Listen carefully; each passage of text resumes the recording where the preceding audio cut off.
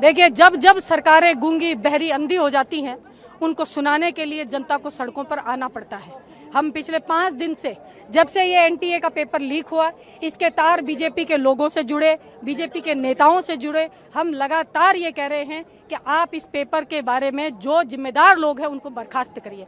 जो शिक्षा मंत्री है वो इस बात का सबसे बड़ा जिम्मेदार है, क्योंकि वो शिक्षा मंत्री है इस देश का। और आप प्रदेश के शिक्षा मंत्री की देखो, वो कह रहा है पेपर तो लीक होते रहते हैं। ये बेशर्मों की फौज इकट्ठी हो गई है इस देश के अंदर 12 साल से। सिर्फ सीबीआई, ईडी, इनकम टैक्स की वॉशिंग मशीन लगा रखी है।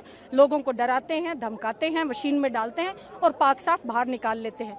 22 लाख बच्चों के साथ नाइंसाफी हो गई, उनके माँ बाप बर्बाद हो गए, बच्चों ने सुसाइड कर लिया, डिप्रेशन में हैं। और हमारे देश का प्रधानमंत्री इटली में जाकर के रेड कारपेट पर और उस मेलोडी के साथ में गलबैया कर रहा है, उसको मेलोडी खिला रहा है, मेलोनी को, और गाना गा रहा है, रील बना रहा है। शर्म से डूब के मर जाना चाहिए ऐसे प्रधानमंत्री को।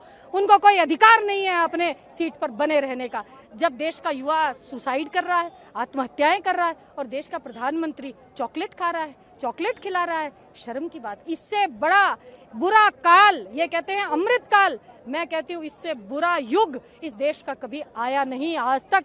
ये सबसे खराब समय चल रहा है। ऐसी बेकार, नाकारा, निकम्मी सरकार है जिसको न युवाओं की परवाह है, न किसानों की परवाह है, न महिलाओं की परवाह है, किसी की परवाह नहीं है। ये पेपर चोर पकड़े गए, रंगे हाथों पकड़े गए। धर्मेंद्र प्रधान नीट गिरोह का संरक्षक है। धर्मेंद्र प्रधान के लीडरशिप में नीट यूजी पेपर 24, 25, 26 सब लीक हो रहे हैं। राहुल गांधी जी ने कहा था 2024 में कि नीट का पेपर आउट हो रहा है, चर्चा करा लो।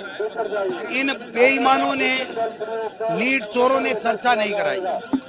आज स्पष्ट